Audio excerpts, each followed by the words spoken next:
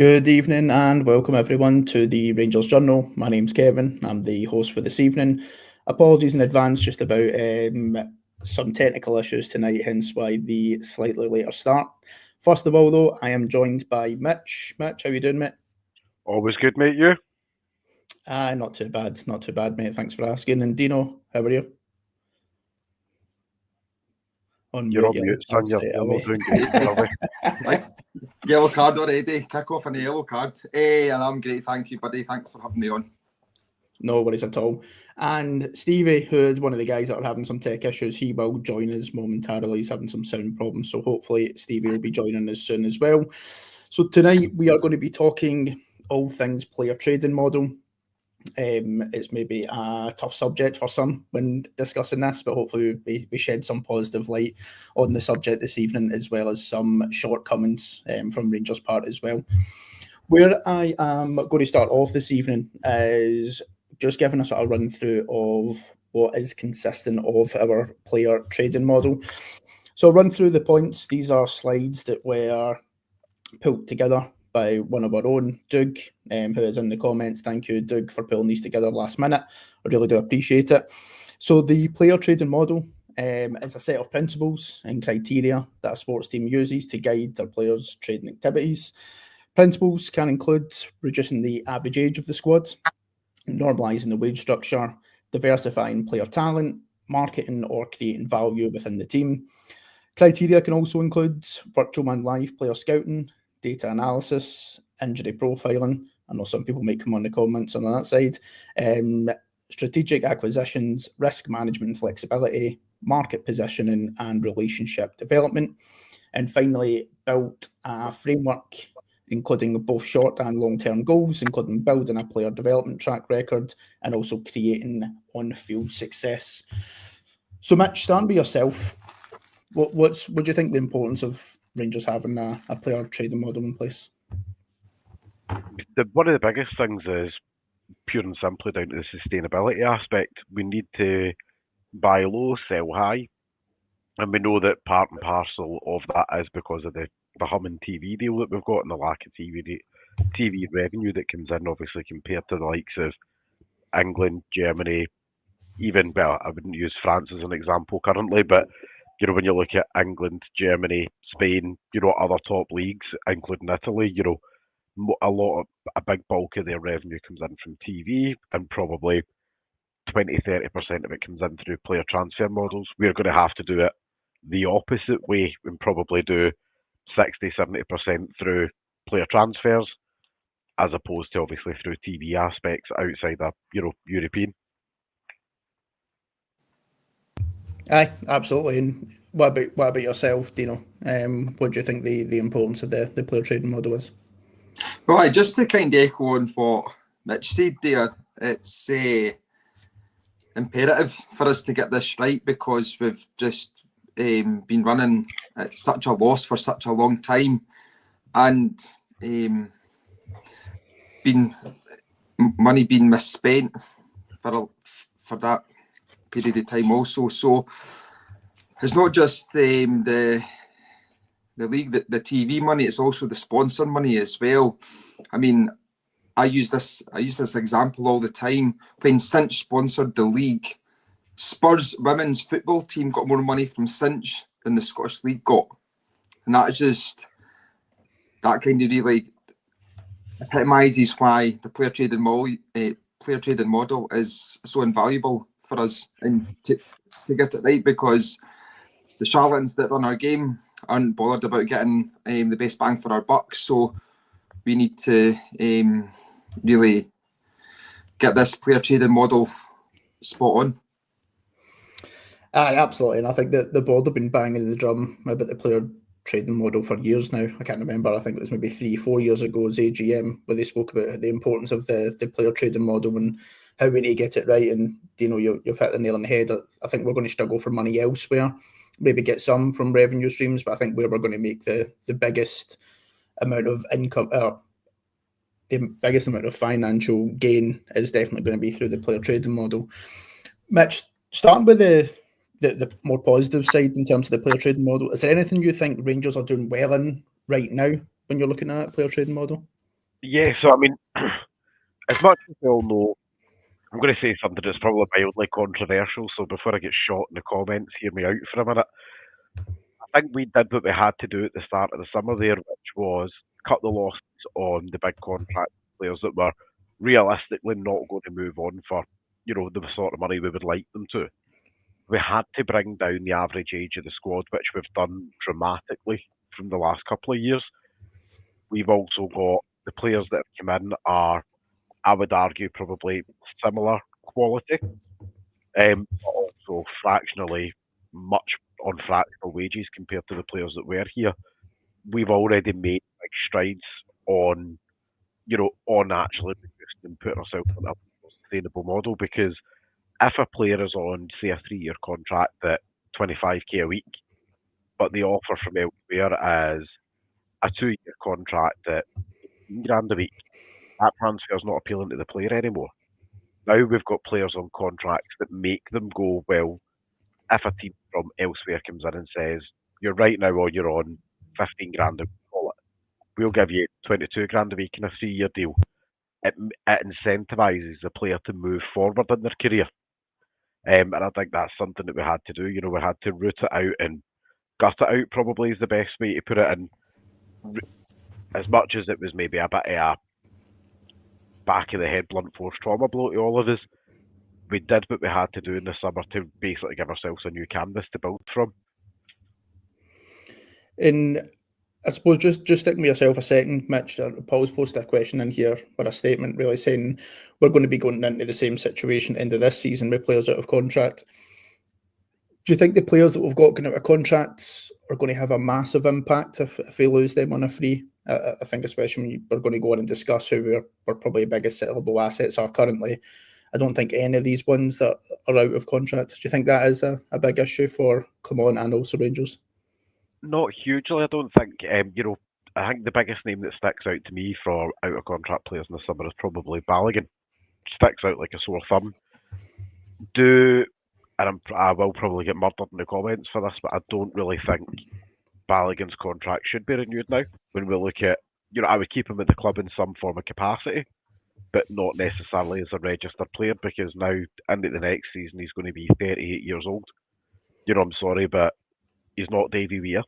We are in a much different time frame. I would be putting him, I would very much thank him for his time and say, thanks very much and either enjoy the rest of your career or maybe look at a coaching opportunity for him. With Tom Lawrence, we're certainly going to free up a huge amount of money. By letting, he's either going to go in January or the summer. It's not going to be a will he go, won't he go? It's going to be a when does he go? Does he go in January or does he go in the summer? If he goes in January, I wouldn't be surprised if it was maybe, I don't know, a £300,000-400,000 transfer down south somewhere, where it would essentially be a contract buyout that somebody does. Wouldn't mind it, wouldn't be adverse to it. But I don't think it's the same headache, that we had last summer there with, with the likes of Lundstrom moving on and even players like Ryan Jack moving on, I think that's much more of a, we've got players now ready through the youth to step into those positions. Aye, absolutely. Doug's posted in as well who's all going and out of contract. So we're looking at Balogun, Lawrence, Devine, McKinnon, Lowry, plus Cherry's loan will be up. I believe Lovelace as well. I know he played a part in Rangers B team winning the Glasgow Cup final tonight as well. I think when you look at that list of names, we haven't spent a great deal. Most of them actually coming in a free. I think Balogun's a free, Lawrence free, Devine, McKinnon, Lowry all come through the academy, and obviously Cherry's loan fee. So I suppose when you look at it, I think probably the one that we potentially would have had as an asset would have been Lovelace. However, he just seems to have, since coming back from injury, he's not got that breakthrough into the first team to sort of see what his potential would be. Although we are going to lose a few more bodies, I think there will be some wages. I think especially Lawrence's wage will free up a good amount. And I think by all accounts, Lowry, I think, is on a pretty solid deal from rumours that I've heard as well. And if they're not contributing towards the first team, then yeah, I think it frees up some more wages. Do you know, in terms of, again, just staying with the positive, is there anything do you think that's been positive around our player trading model so far? I'm looking at the positives of the here and now and our acquisitions that we have now in Athletes now. So we're making massive strides in comparison to where the player trading model was at even this time a year ago.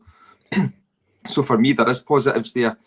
And we'll obviously get onto the sellable assets in a minute, but the sellable assets that we've got in comparison to this time a year ago are night and day difference. So, yeah, that's, and there's maybe probably one or two that maybe don't even make the list that we've actually got because, I'll get onto that when I get the chance. But, yeah, there's massive positives to take from it, Kev. There really is. We can all see the players that we've got. Well, we can all see the potential that they have to get better and make the club a decent amount of money. And given the fact that they're all on low wages and relatively lowish fees spent on them.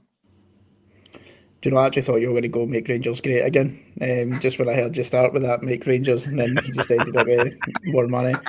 And Mitch, I suppose focusing on the more negative sides then, or not so much negatives, but places that we think we can see improvement. I think for me that the injury profiling part is probably where we've just not got it right. I don't know if we're just cursed as a club with injuries, or we generally just don't do the homework on it. I'll be honest, right, when you look at, and I take this season out of the equation when I discuss obviously the injury side of it, because the injuries we've had this season, I would say, are probably concurrent with what most teams have over the course of a season by this point. We've not really had, in terms of player volume, huge numbers of players out injured. It just so happens to be that both of our registered left wingers have went out at the same time as well as Ridvan.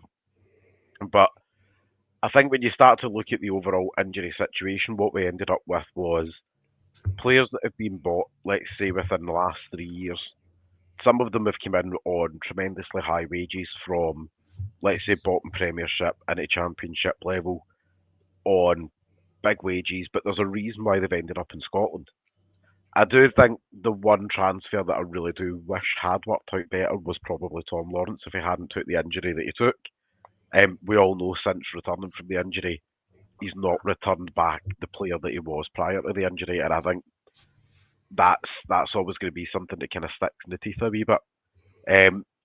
But I think kind of on a negative front, we've actually, I think now we're at, I would say probably Clermont and the medical team have got to the crux of most of the medical issues with most of the players, and I think this is why, as much as it's frustrating sometimes for us, particularly Dino, because we've had a lot of chats away from the pod about obviously managed minutes and sports science, and I know Dino hates that the term sports science, but when you watch players getting gradually reintegrated by Clermont, you can see where that tailored individual plan back to full fitness. We're seeing much less players breaking down when they've returned from injuries. We're not seeing what we were seeing previously, which was sack it, they're half fit, let's shove them on the bench and put 30 minutes onto them and see what happens, only to find out, 2 days later, player X is now going to be out for 3-4 weeks because they've had a reaction to it. Whereas now, I think we're getting much better at handling that, and managing the injury aspect. And again, as I know that's driven Dino up the wall, so I'll let Dino take the lead on that next part there. Aye. But just pretty bang on there. Can't really disagree with them. But the thing for me is that sports science and things like that, and there has been times that we have brought players back too quickly, because we're all very eager for success, aren't we? And that obviously goes into the management, and it's been detrimental to players. So there is obviously an extent to it, and I guess maybe got the blinkers on, but I'll hold my hands up to it, that if you're fit enough to be on the bench, you're fit enough to be on the pitch, as far as I'm concerned. And I guess that's maybe quite narrow-minded, but I own it. That's how I feel. Played we've all played football to some level, and even come back from hamstring injuries and calf injuries. I was playmaker. I'm fit enough to be on the bench, put him on the pitch, and I know it's a far higher level, and it's those guys' jobs. But I think it's just the fan aspect of it, and sports science obviously does play a part. Mitch Neal, that they're the players that are obviously benefiting from the sports science, had obviously coming back, and I think what you'd said, Kev, there about the curse, I do think it's a curse, because Tom Lawrence never had an injury before he came to Rangers. Do you know what I mean? So that's just unfortunate. It wasn't as if he was plagued by injuries and we signed him because of that. Like Ruth, do you know, everybody has admitted Ruth wouldn't have been at Rangers if he wasn't injury prone. So, but Tom Lawrence was a good quality championship player. Could have played Premiership football. Rooney spoke quite highly of him, and he comes to Rangers with big expectations. And that before he got injured, he was flying. Then he gets injured, and he's half the player he was. So I think we're just cursed, to be quite honest with you. But hopefully, with the approach that Clermont is trying to get in, that the players are going to be more sustainable over the course of their Rangers careers, because we can't continue to go on the path that we have been with injuries to key players for prolonged periods of time. That's just, we're all just sick, fed up of it. I think it's... Sorry, Kev.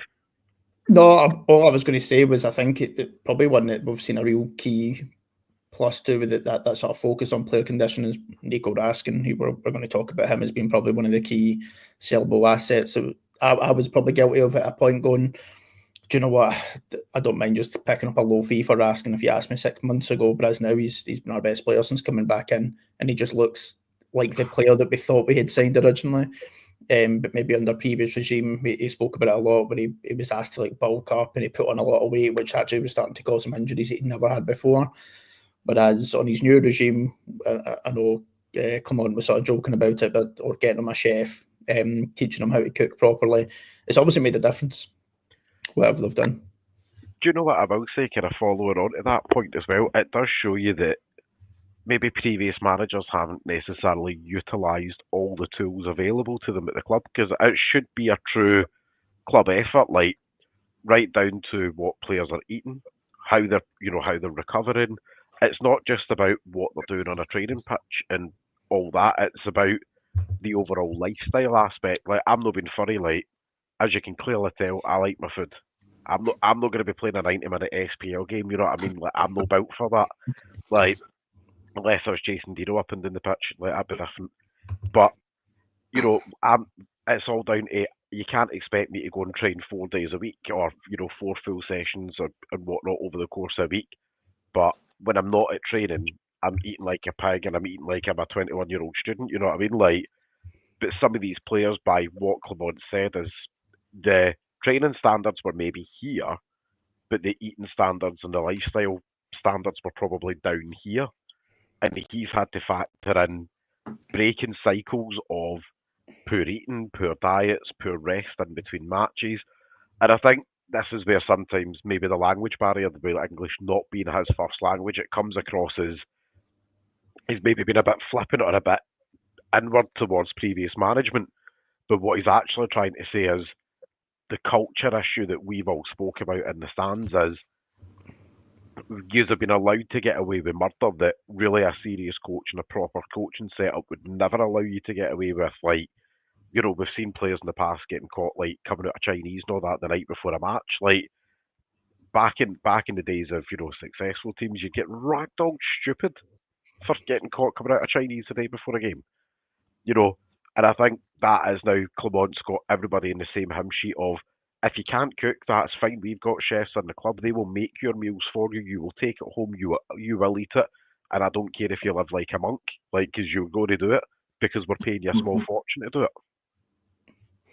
Yeah. Absolutely. And I suppose just in yourself, just for this question. So RFC's posted Indy's Gibbs Suitor a new deal. So a few people posted similar questions around Soapy. So he's been on to say he's more than likely going to want more wages. He has stated that he's got a poor injury record, and then he's out with what seems to be another long injury. I suppose that what I would do is I would say I would give the benefit of the doubt to Suter that I think he went about a year without any injury. It's probably the best one he's had. And I think prior to this injury, I think everyone would have been thinking it's a no-brainer to go and give him a new contract. What's your thoughts now that he's picked up one? Absolutely no-brainer. And I'm going to say now, the John Suter's injury-prone brigade, I'm sorry, but it's a complete and utter myth. He had one serious injury, obviously, over at Hearts.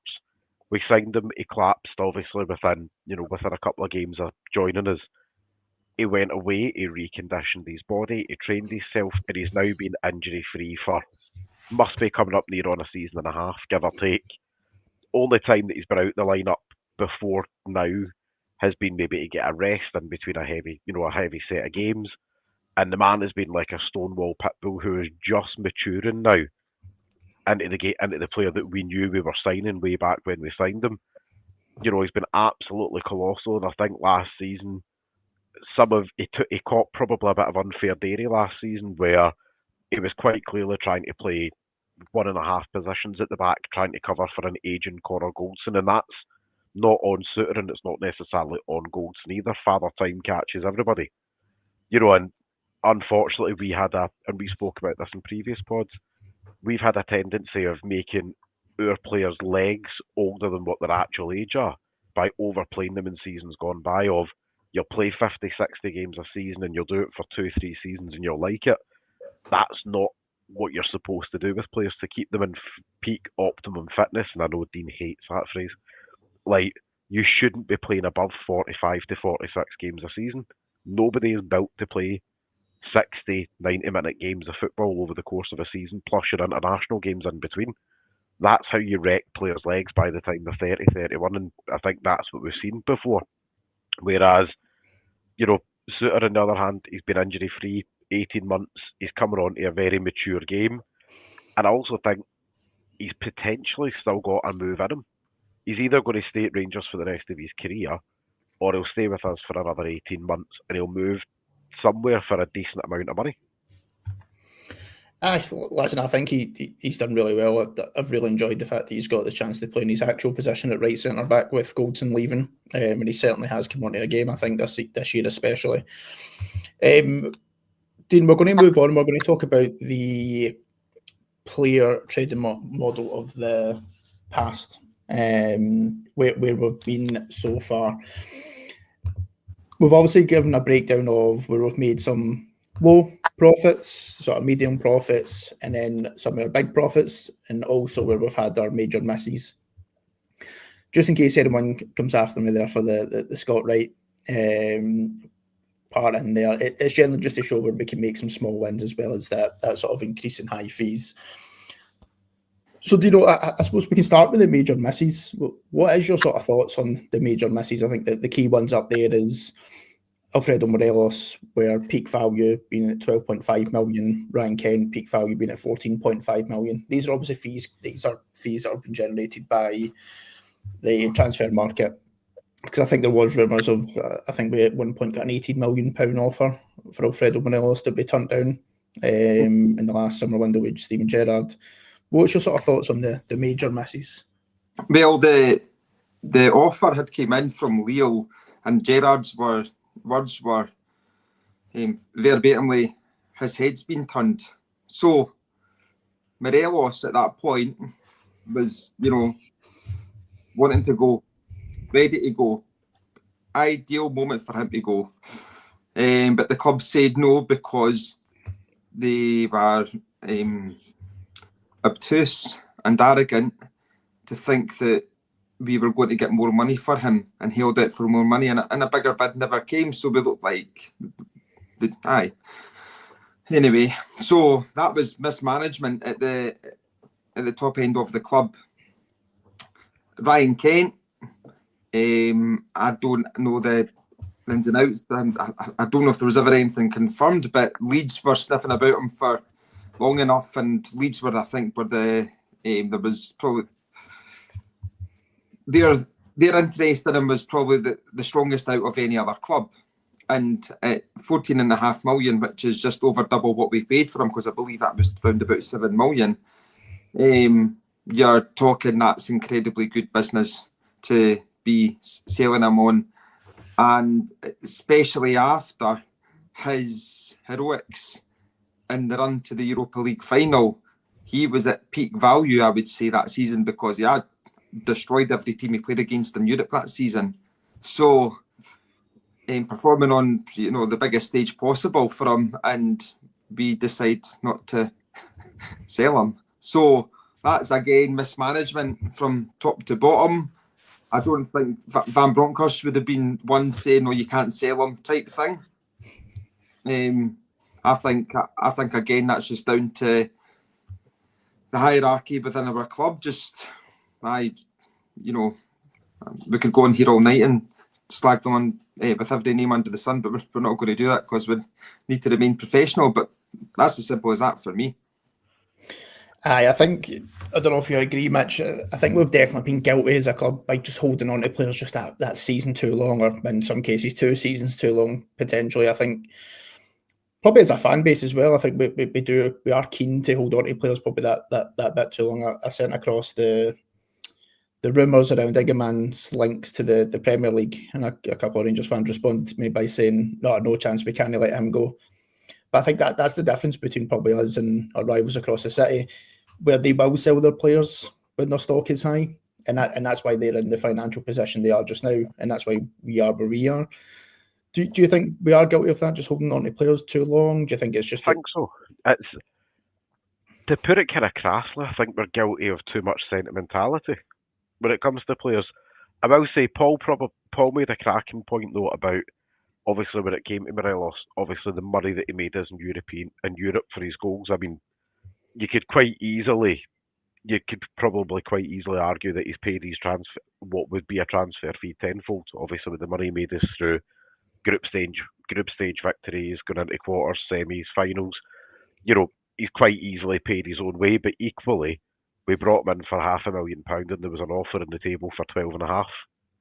There's a £12 million profit staring right in the face. So I would say that's maybe one of these arguments where two things could be true. Where yes, he's made the club plenty of money, obviously through the European runs and his contributions there, but equally he's cost us £12 million in profit on top of that European money. It's a sticky one. I mean, I will say with the Iggamari rumours doing the rounds earlier on, I don't think we should be looking to sell him right now in January. I think probably at the very least hold on to him to the summer, because if he has another good back half to the season, whatever the number is in January is only going to go up from here. But I think when you look at certain players, like for example, Glenn Kamara is a cracking example of it. Brought in for next to buttons, sold for 10 times what he came in for. Same with Fashion Sakala, we had a free hit on him. Came in for absolutely nothing, sold for nearly £4 million worth of profit. And I think, somebody else in the comments there had made the point about not selling enough of not selling enough of even the youth players coming through, even those £200,000-300,000 transfers here and there. You look at one thing that our rivals across the city do really well compared to us is by the time these youth players are sold on, they've maybe had a season and a half under their belt at first team, where they don't have to have made loads of appearances, maybe 15, 20 first team appearances. But those first team appearances can be 10 minutes here, 15 minutes here.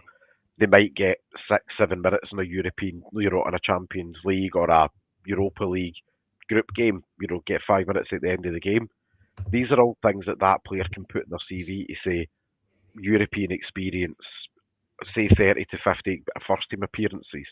It makes him much more attractive to the next market to even say, prime example of it's probably like some Mikey Johnson, and I hate to use him as an example, but he was a bit part squad player up here, and he went down to West Brom for a couple of mil in the summer there, and there was no cost associated for him other than training costs, and you think to yourself, well, why can't we do that with players like when you look at likes like Archie Stevens, when you look at the likes of, Bailey Rice sitting there, and you look at boys like Leon King, these are boys that should be getting these sort of minutes there that suddenly makes them attractive. Can I just comment on something? Is that okay? Go for it. Just on the Morelos, for me with Morelos, the whole of it, he kept him because of scoring goals and this, that, and the next thing. But that's the attitude I think we need to get in the bin, because I can't. Again, there's no shame in using Celtic as a barometer. If a player's getting sold, or somebody wants to sign a player from Celtic aren't going to go, well, he could score 16 goals in the Europa League for us next season. They're going to be selling them, and they're going to be bringing somebody else in that's going to be scoring them those goals. They will already have a short list of players, so we need to get, as far as I'm concerned, get that in the bin for players. If the player is going to be making us money, because let's be honest, we need our players to make us money to be more successful. And Celtic are more successful because their player trading model is, they've got it right down to a T. It's expertly done. So that's what we need to be, using as our barometer, as far as I'm concerned. I think at the end of the day, I think that's where the player trading model has to be trusted, and we need to apply it correctly, that we can sell the players that are proving it in the league and in Europe with a complete confidence that we go and replace them with someone that's equally as good, if not better, at a smaller fee. And I think that's where we need to maybe not be as sentimental or not hold on too long. I think if we get a good offer that meets the club's valuation, then we sell on and we move on to the next one. We're obviously going to go on and talk about our current assets at the moment. But Mitch, looking at the sort of big ones that we had got, so Nathan Patterson, Calvin Bassey, Joe Aribo. Obviously, Patterson came in through the academy, so the investment would be just in wages. Calvin Bassey brought in for a really low fee at 230,000, and Joe Aribo at 300,000. I believe just development fees that we had to pay for them. Yeah. The other sort of deals that maybe not necessarily from the Championship or the Premier League, but the other sort of fees that we're probably going to be looking to try and bring in players like Jeffries, like an example of that sort of really low fee with the hope of a high profit. That's it, and I've said this before, obviously, when we've kind of had chats like during the summer and stuff like that about signings and whatnot. Not every signing's going to be a sexy signing. There's not every signing's going to be one that gets you, waving your knickers up in the air, going like that, fantastic. Like, some signings are just going to be pure business, where it is going to be, you take a look at, we take a look at young Dino there when he's playing left back or something, and we say, tell you what, I'm going to take a punt at him for 100, 200 grand. Worst case scenario, when we flip you in a season, 2 seasons down the road, we'll get $500,000 for you because you've got first team experience at a good level, and there'll be a team out there, whether that be a low tier Dutch team or a team in France. Somebody will come in and say, tell you what, for $500,000 we can afford to take a punt on young Dino, that way. And then, but that's something that we've been really, really poor at, I think, previously, of not having that conveyor belt of talent lined up of if we sell Kev tomorrow, we've been very guilty of not having the replacement for Kev already there. We've not had a 5-man list of, right, if we sell Kev tomorrow, then we are going to go out and go and get wee Billy Bob down the road, and he's going to come in and do Kev's job, and he's going to come in and do it for 10% less wages, and he's only going to cost us 30 grand to do it. I think we've been very short-sighted in the past about how we've approached things, and to a certain extent, it's finally this season, going into last season, has probably been the time where it's came back and bit us in the backside. Aye, definitely. I couldn't agree more. And we'll obviously go on and we'll talk about our current assets. And again, these values are coming from the transfer market. By no means do I think that Hamza Gaman is only worth 2 million or Diamonde is maybe only worth 5 million. I fully expect that we'll be commanding fees higher than that. So the ones that we've got is Nicholas Raskin, who we brought in for 1.25 million, Jeffy at 660k, Connor Barron to be confirmed as it stands. Hopefully there's no Aberdeen fans watching. Yanis Hadji, who was brought in at 2.9 million, Hamza Gaman 1.9 million, Cortez in at 4.5 million, Diamonde at 4 million, and Cyril Dessers at 4.1 million. You can all tell who wanted Cyril Dessers added onto the list, the bold Mitch. But Dino, what's some of the players you think that are standing out? If not all of them, but what's some of the key ones you think that we should hopefully try and get a good amount of money for? I would say Raskan, Igaman, Jeffy, Hadji, at least, and potentially Diamande. Aye. The Hadji one will be interesting. I know Transfer Market have got his current value at 1.25 million. He obviously missed a lot of football. Am I right in saying he's still got next season on his contract as well, with it being renewed? I don't know if there was any amendments to that with the contract drama at the start of the season. But what do you think's a sort of likely fee? Do you know that we could get for Hadji? I would like to say somewhere in the region of double what we signed him for. I would say if he continues to play as good as he's been playing, I don't see why that would be too much. Round about the 6 million mark, I would say I think his name holds value itself, and then you've got his actual ability. And again, I say this till I'm blue in the face. It's not a coincidence we've started playing better since he came back in. It is not a coincidence. But what he brings to the Rangers team and what he brought to the Rangers team before he got injured, Hadji just brings something different. And if he continues to be a pivotal member of this squad and in this season and domestically, and I can guarantee that he'll be in the next European squad, that's for sure. So he'll be able to showcase his talents in the Europa League once again. So yeah, I think Hadji is maybe I've got the blue tinted specs on there, but I don't see why we couldn't be looking for something in the region of 6 million for him in the summer. Fair enough, mate. And Mitch, when you're looking at these assets, what ones do you think will be able to turn the biggest profit on? There's actually there's a name missing from the list, I think, for me, which would be Dijon Sterling. Brought in for no money at all. It probably sits there, without opening transfer market up. I would probably say a rough value somewhere in the region of about 2.5 mil. It's very similar sort of player trading model to the Sakala deal. Brought in for nothing. Anything he's sold for is straight profit at that point. I don't know if we might have had to have maybe paid a development fee for him. Unsure, but I don't think so. But I look at it and I go, Raskin, for example, and Dino, remember the conversation that we all had where I said at the start of the season, if Raskin comes back, gets himself showing the form that he's showing, Raskin is quite comfortably on his way to becoming an £8 to £9 million player. Half of the group thought it was absolutely off my nut, which is no surprise because I'm told that at least once a day, every day anyway. But now you see where that valuation at £8 to £9 million is coming if he continues this form between now and the end of the season, which is why I probably wouldn't jump the shark and sell him in January.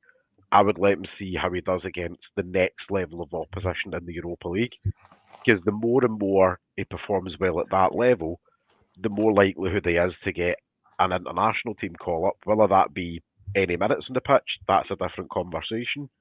But suddenly when you get that international recognition, other teams then take notice of him. And I think that's where, Yefty, for example, has a huge ceiling. Still needs to work a lot on decision-making in the final third. He's very, very comfortable at driving the ball forward, but sometimes a wee bit immature with his play of the ball of he'll cut it to somebody inside him as opposed to just running on, or sometimes he'll fire the cross on where he's not maybe necessarily looked up to see where everybody is. And I also think Diamande is a player that I wouldn't be overly shocked to see, at some point down the road we sell him for double what we've paid for. When it comes to Hadji, I don't want to burst Dean's bubble, but I probably think we would be looking at top end, maybe 3 mil. And that is purely down to length of time in his contract, the injury that he had, and then obviously he's only now getting a consistent run of first team football again. Again, he's a bit of an awkward one because I think if an offer of £2.5 million came in, we would probably take it. But at the same token, we would probably only take it on the basis that he actually wanted to go. You know, and I don't think anybody's in a particular rush right now out of the names that we're currently seeing. There's probably only one player on that list, that everybody would be quite happy to see the back of. And I still think Dessers, he's not going to be worth any less now than he was 6 months ago. Factually speaking, he is still the team's top scorer last season, still the current team's top scorer, albeit whether that be he's pretty much there through obviously opportunity and injury from everybody else. And I do still think there's maybe a calculated risk in selling him in January. Just there was rumours of a 6 million. Do you think we could get 6 million? I know, again, I'm not saying Twitter's gospel, but I think the rumoured fees Rangers would accept 3.5 million. I know Saint Etienne. I can get my words out there. Apparently, are interested in him, and the rumours from what you're reading is that it's 3.5 million Rangers would be looking for. I don't know if there was any truth in the 6 million in this summer. I couldn't see us getting that fee for Dessers. I think the 6 million, it's always, when it involves an MLS team, it's a wee bit like we've seen it with transfers elsewhere, obviously, to the MLS. You've always got to be careful with what rumour actually comes out with it, because they're quite guilty of including the wage inside the transfer fee that they announce to make it sound like they've sold a player, signed a player for a higher rate than what they have. So the package itself could very well have been, say, £6 million, but that might have been broken down of, say, £4.2 million in actual fee, and then £1.8 million in wages over the duration of the contract.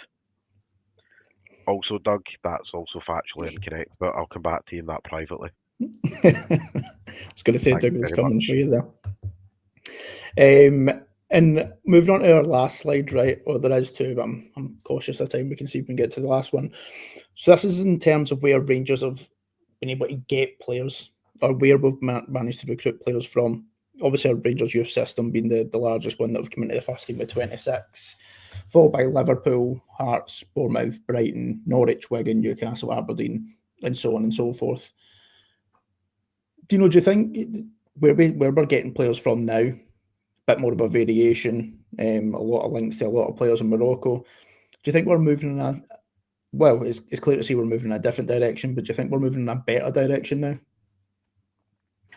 There's more variation. It seems there seems more variation in terms of where we're getting players in from. So, and I think that's got a lot to down to Coppin and the relationships that he's made and that he is making. So yeah, him coming in and like you just touched on there, getting a man from Morocco.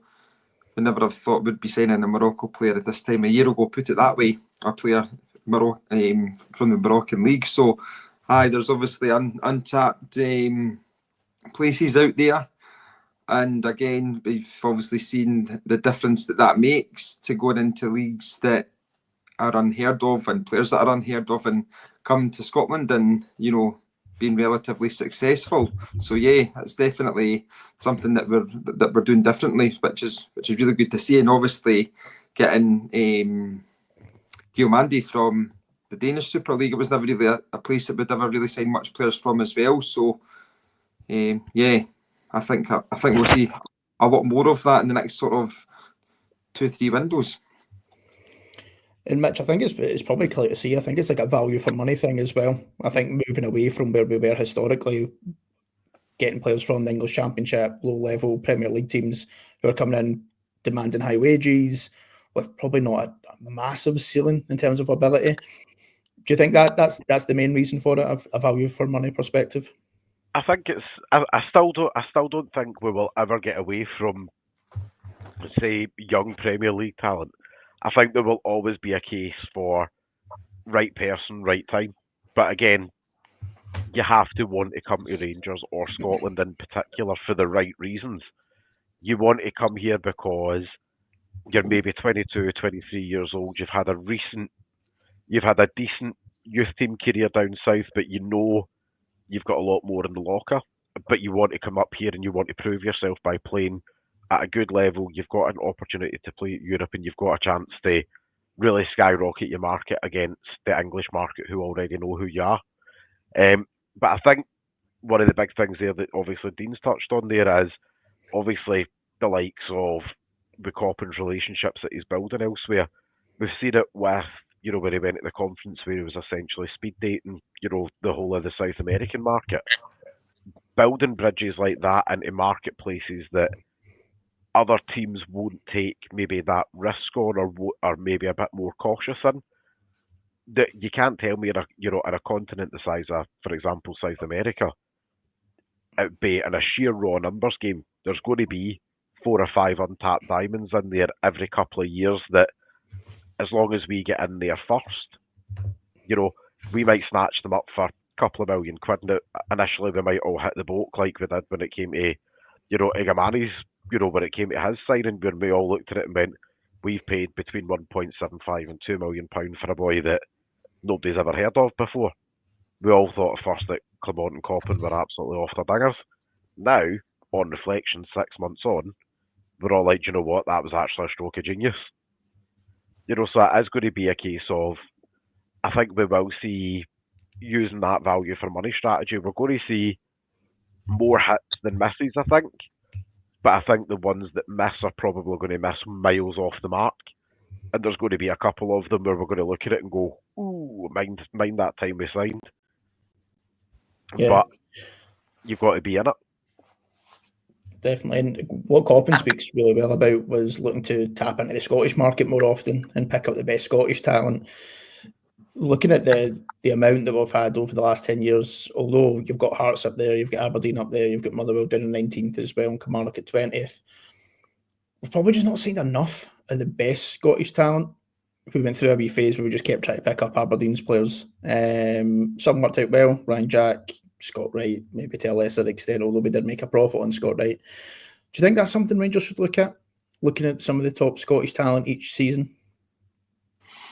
Aye, I've been banging that drum for a long time. And I'll say it till I'm blue in the face. Success for Rangers teams always had a core of Scottish players in them. So, yeah, definitely we need to do it. And I think we've missed out on talent. Lewis Ferguson, to name but one. Josh Doig, so that snobbery needs to be put in the bin, which I think it is. And with Coppin being quite bold in his comments, like not beating around the bush. He wants to be signing Scottish players. So yeah, there's a few that I would pick right now. You obviously Lyle Cameron out of contract at the end of this season. You've obviously got Lennon Miller, who potentially might be out with our reach in terms of the demand that Motherwell probably have on him now in terms of his transfer value. Even Jack McKenzie up at Aberdeen. I like the left back at Hearts. Penrice. Mm-hmm. I watched their game against Celtic a few weeks ago, and I thought he looked excellent at left back. So I think there's definitely players there that we could tap into that you would get for low fees, that know the league at least, and maybe have that less settling in period that maybe some players abroad tend to need. There is two very good recent examples of it in the summer. One with nicked Conor Barron off Aberdeen, which will be for as we all know, a to be determined fee, probably somewhere between 300,000 and 500,000. But then you also look at to the other extent, Luke McCowan going to Celtic, where you go, these are players that you don't need them to do spectacular things in Europe, but what we do need is when the core group of players are tired from playing, we're in a stretch of 3 games in a week, and we've got St Johnstone away on the Sunday. That's when you say to somebody like Lyle Cameron, for example, tell you what, son, look, some of the bigger boys are a bit tired now, go there on your stripes and show them that you're worth taking their jersey. Give them something to think about. giving them experiences like that then gives them a bed-in season. And then it means that when those core players are then sold, for example, the following summer, someone like Lyle Cameron's then ready-made to step into that shirt. And the person we're looking to bring in then is to replace Lyle Cameron as opposed to replace the core player that's already left. Absolutely. I think it's a win-win, to be fair. I think when you're looking at low fees, the Lyle Cameron one we could maybe get for a free, or we could maybe try and get that one done in January at a low fee as well. The last slide I just wanted to cover just before we wrap up, Mitch, we'll gloss over this one quickly, just because I'm cautious of time. These are where Rangers have sold to over the last sort of 10 seasons. Livingston, me and Mitch were talking about this before coming on. Seemed to be some sort of feeder club for us with 10 players going out to Livingston over the last 10 years. Probably the thing that sticks out to me, Mitch, is the lack of the English Premier League teams that we've sold players to. And I think that's probably the market that, although we don't want to sign them, but it's definitely the market that we want to actually go and sell to, because that's where we're going to get the massive fees from. Not even just English Premier League, I think they will be the main one because that's where the money's at. When you look at Spanish League, French League, German League, these leagues with the most money, they don't tend to be signing our players. Do you think that will be the ambition for Rangers moving forward? I would say there's a couple of teams obviously missing off that list. There's obviously Ajax being one, and Everton being the other, obviously, with Patterson and Bassey. So there is obviously top tier teams in there, but you look at, let's be kind of fairly frank there. You know, the any of us really know where Parma Salcio is, but I personally don't. You know, and when you look at like the club Nexia, we know that they sound kind of Mexican. Or were they a Mexican team? Were they not? Like, as you say, it's the lack of top 5 stellar names in there where you're going, well, you know, we've not seen somebody go from here down to Wolves, for example, you know, or someone going from here down to West Ham, or, you know, you get the kind of general idea there, or somebody even going from, thank you very much, Kryzek there, you know, I'm glad that one of us knew. But, you know, when you're looking at that, though, it's that lack of top 5 Euro leagues in there again. Aye, and I'd imagine you'll be in the same way, I think, and I think that's where we're going to start seeing the player trading model come to fruition, and that's where the big money will start to come in, hopefully for the likes of some of these assets that we've mentioned. Yeah, big time. Aye, it's definitely what we need to be doing, and making us the money that we need to be sustainable. As I said earlier on, it's imperative that that's what we do. And that's where we sell players to. And touching on again, Coppin making these relationships all throughout Europe and stuff, and South America. And, you know, I think we will see more players going down to England, but also going abroad as well and making us money, like Bassey did. I do think that's definitely something that we'll see a lot more often of going forward. 100%. Well, guys, that is us, and for everyone listening, thank you for joining us. Hopefully there was some positive as well as some areas to improve on for Rangers in terms of our player trading model going forward. Mitch, thank you for joining us, mate. You're on mute, mate. No all night, but just as your goodbyes. Pleasure as always, boys, and Dino, it's good to see you eating through this one. And Dino, thank you for coming on, mate. Thanks for having me. Pleasure and privilege as always, and thanks very much to everyone tuning in. Please like and subscribe and share us to get all your family and friends subscribing to us also. Much appreciated. Thank you. Yeah, exactly what Dino said. But guys, everyone that is listening in, thank you very much. And just remember, every night is a Rangers Journal night. Thank you.